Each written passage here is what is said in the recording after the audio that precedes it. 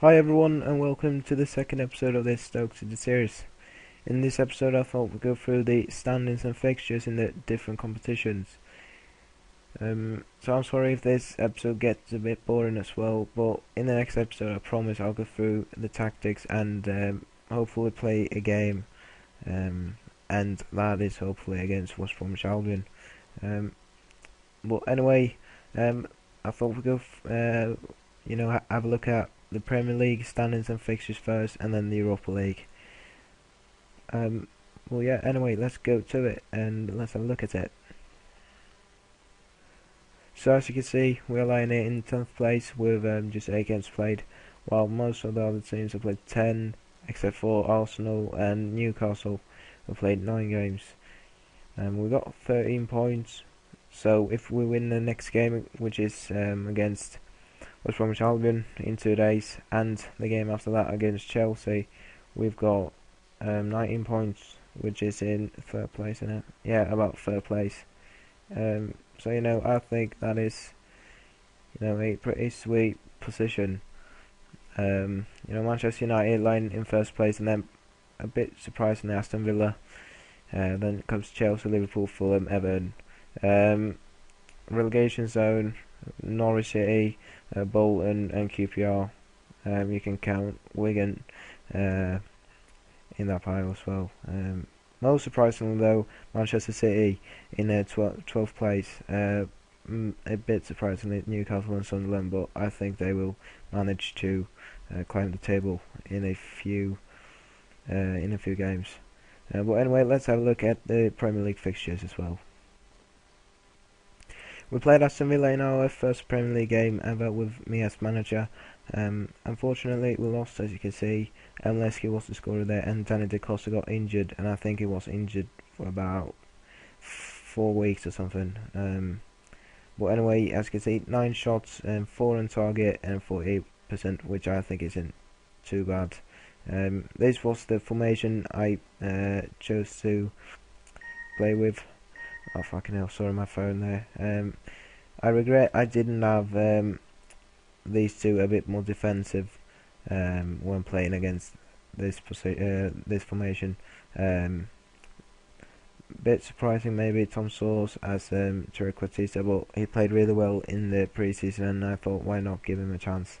I chose to have Andrew Wilkinson and Danny Da Costa at fullback as well, because Agbonlahor and Zogby are just speedy as fuck. But anyway, let's go to the next one, the Fulham game. And as you can see, we lost against them with 2-0 at home. Really, gutted about this result. We got James McArthur sent off in the 31st minute, which made things a lot harder. But we played really bad this game. 10 shots on target, 10 shots, 4 shots on target, and 41%. We put up with the same formation as the game before. This time we got Peter Crouch up top and Christian Eriksen in the Trequartista role. And Dean Whitehead at right back instead of the injured Danny Da Costa. But yeah, fucking hell. Sorry again. But anyway, he's shite performance, and just want to forget about this one, to be honest. And let's go to the next one against Blackburn. And then finally we bloody won. 2-1 against Blackburn. They got Paulo Asuncao sent off in the 15th minute, which made things a lot easier. Peter Crouch scored in the 24th minute. Then they equalised with Vukcevic, and then Matthew Everington scored 2-1. This was the formation I chose to pick. I chose to have a 5-4-1 with Matthew Upson in a bit covering role, so he can pick up through balls and stuff like that. Rory Delap for his long throws, and high work rate. And I wish we could have had a bit more possession, but at least we won, and that's the main thing, I think. Anyway, let's go to the Manchester United game. So then, we play Manchester United, and I can't be too disappointed with this result, to be honest. we had as much possession as they had, and we created enough chances to get at least a draw, but you know we didn't. And well, like I said, I can't be too disappointed with the result, especially not how well we played. But anyway, as you can see, the formation was a bit fucked. I chose to have Rory Delap in a bit more defensive role, and Palacios in a bit more defensive role as well. Christian Eriksen at central midfield, and Jonathan Walters as inside forward with Cameron Jerome and Kelvin Jones up top. But it worked really well. But like I said, unfortunately we didn't win. But anyway, let's go to the next game. Stoke Swansea 0-0. Fucking weirdest game this far. Neil Taylor sent off in the 41st minute, and still we couldn't fucking score. 9 shots, 1 on target, and 62% possession. They picked a 4-5-1 formation, so I chose to change to a 4-4-2, and we did everything perfect except scoring. Danny Higginbotham at left back and Jonathan Woodgate at centre half, along with Ryan Shawcross. Big men up top, Crouchy and Jones, but we just couldn't score. Really fucking gutted about this result. But after this game, everything turned around and we started to win. Queen's Park Rangers Stoke 1-2. I fucking screamed my head off after Ryan Shawcross scored in like the 4th extra minute. This game was just, it was fucked all over. Jonathan Walters on the score sheet, and then we were better all game, and then fucking Peter Wagan Moan, or whatever his name is, scored in the first extra minute, and I was just, I wanted to kill someone when he fucking scored. And then throw in by Rory Delap, Ryan Shawcross in the 4th extra minute. Just top. Anyway, sorry, 56% possession, 10 shots and 5 of them on target. Little tip I have, when your opponent plays a 4-2-3-1, when they do not have like deep players, I suggest you pick the same formation as they have, except you put these 2 men down a bit. If you do, you control the midfield a lot better, and easy way of winning against this formation, because most of the time a 4-2-3-1 is a pretty hard formation. Well, anyway, that is just a tip, and let's go to the next game. This game was a lot like the QPR game in many ways. Firstly, we won 2-1, and we had more possession, 12 shots and 4 on target. But as you can see, Danny Higginbotham scored a penalty in the 38th minute, and we controlled the whole game. And then the little wanker Stephen Hunt scored in the 89th minute, and I was like, no fucking way, not again.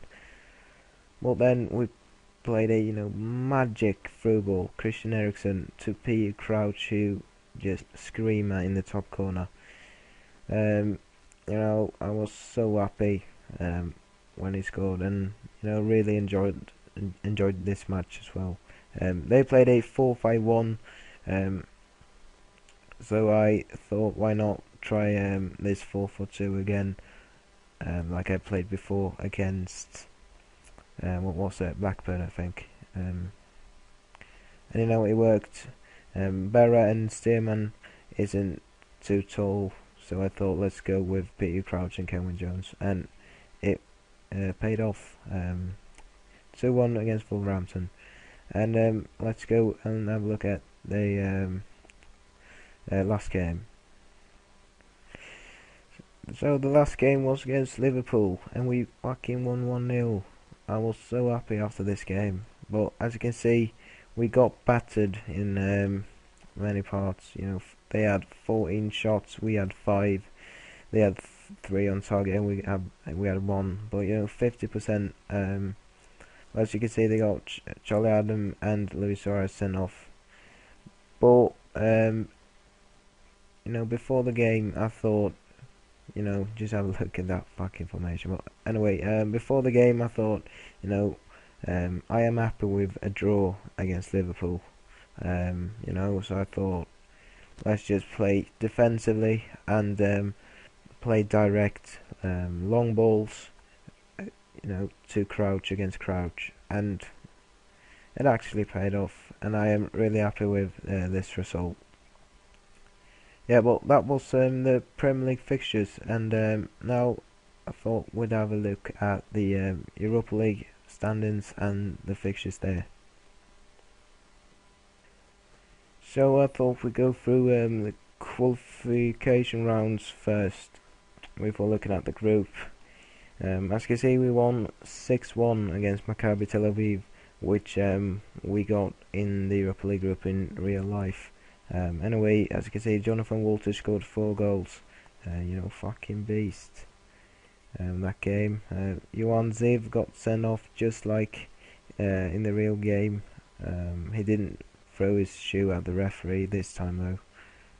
22 shots, 10 on target, 57% possession. And this is the formation I chose to pick. Anyway, let's go to the next leg, or the second leg against Maccabi Tel Aviv, which Jonathan Walters scored all 3 goals in. 12 shots, 5 goals on 5 shots on target, and 55% possession. They actually got Elad sent off in this game as well.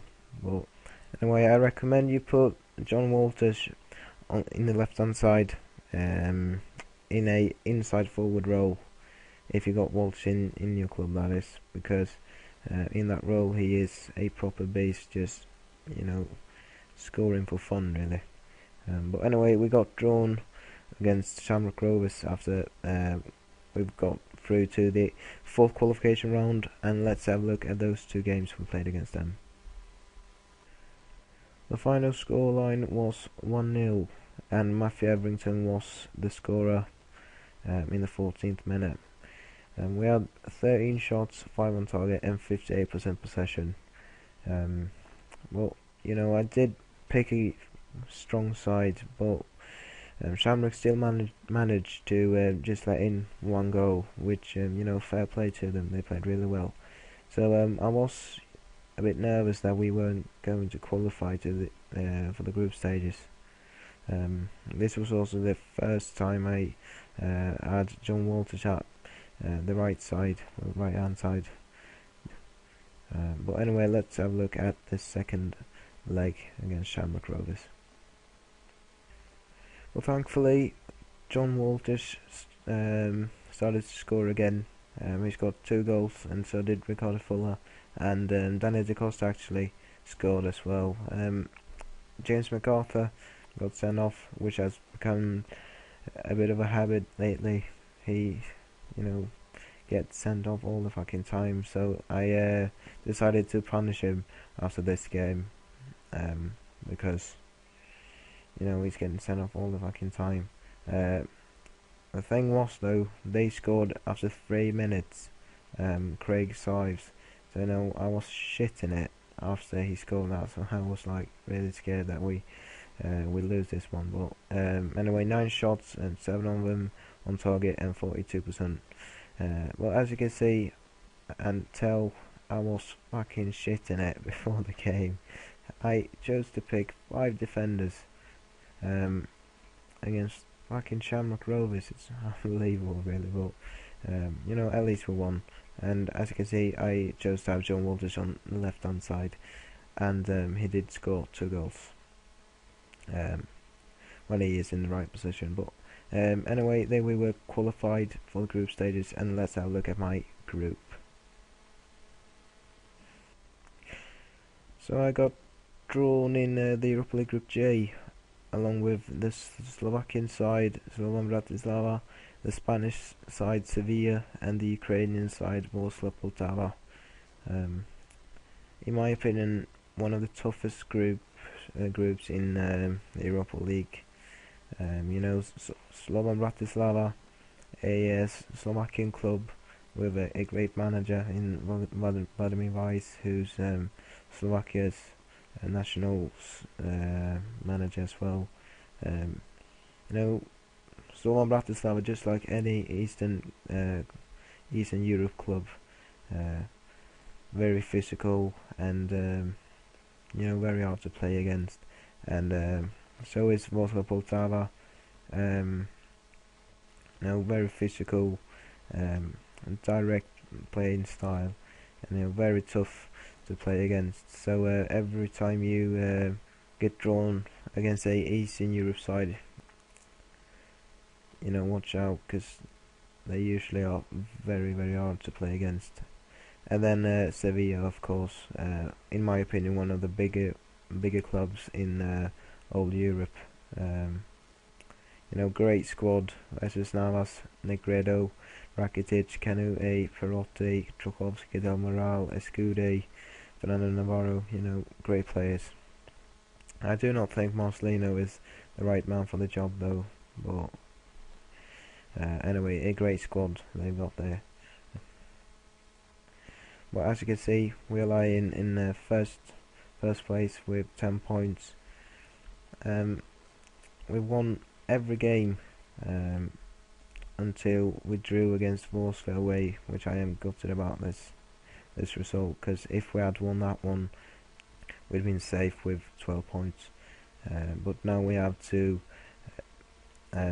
get at least 1 point in one of these games, which I think can get quite tough. But anyway, I thought we'd go through the games more detailed, and let's have a look at the game against Sevilla first. The toughest game in the group. We played them away, and we've actually fucking won this one. I thought we'd get battered with like 4-0 or something. Martin Cáceres got sent off though, which helped us a bit. But 10 shots, 2 on target, and 59% isn't too bad in my opinion. This was the formation I choose to pick, a 5-4-1 kind of formation. I chose to have Mamadi Sidibe, Big Mama, up top, and he was actually quality. I told him to just run like a fucking animal, just back and forth, and that is what he did. And Alexis and Escude, they're like, what the fuck is going on? A fucking madman just running around. But that was the plan, to be honest. And Mamadi ran at the left hand side once against Cáceres, and then he got a yellow card. So I just said to him in the second half of the halftime team talks, just go through the left hand side and all that. And Mamadi did that again, and in that second time he got his second yellow card. So it really worked. And then Palacio scored in the 83rd minute. But all in all, a great performance from us, and this is one of the bigger achievements we've made this far. But anyway, let's have a look at the next game, which was against the second hardest opponent in the group, Slovan Bratislava. We won 2-0. Cameron Jerome and Cameron Jones on the score sheet there. 13 shots, 5 on target, and 59% possession isn't too bad in my opinion. We played a 4-4-2 diamond kind of formation in this game, because I knew Guede would be a pain in the arse, so I wanted to have at least one player a bit defensive in this game, and I knew Zaborski and Sovkak was fast wingers, so I wanted to have Source and Shotland supporting Da Costa and Wilco at back, but you know, it worked really well, and you know, 2-0 win. Great stuff. Anyway, let's have a look at the Wolseley game, which we won 2-0 as well. Not that many at the Britannia though, just 22,000 or something. Anyway, Rory Delap, out of everyone, scored the first goal, and then Kevin Jones scored in the second extra minute. 13 shots, 8 on target, and 56% possession.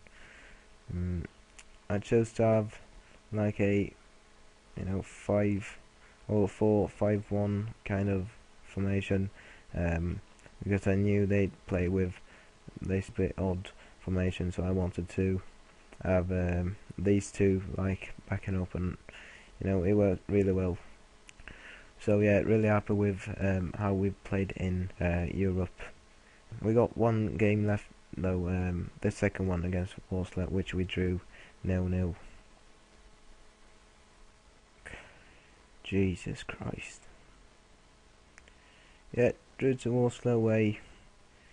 I think we hit the woodwork at least 3 times this game. It was just a fucking pain in the arse this game. But the worst thing was Christian Eriksen. Look at his fucking injury. This is unbelievable. Hang on a minute. There you go, training. Look. 6 to 7 fucking months. Oh, Jesus, I was so mad after this game. And you know, getting Christian Eriksen injured and didn't even manage to win this fucking game. You know, I wasn't happy after this game. Let's put it that way. You know, because I knew we'd be safe if we'd win this game. But you know, as no, we just were very, very unlucky. But anyway, we got 2 games left, and these are against Sevilla first at home, and then away against Slovan Bratislava.